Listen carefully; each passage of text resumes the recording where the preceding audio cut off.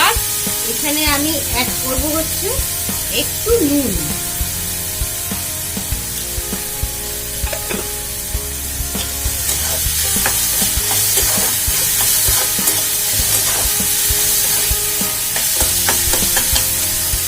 তারপর অ্যাড করব একটু হলুদ,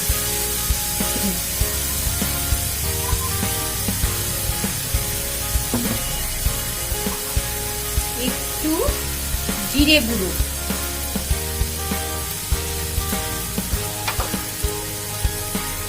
একটুখানি লঙ্কার গুঁড়ো, অল্প দেবো, লঙ্কার গুঁড়ো বেশি দেবো না।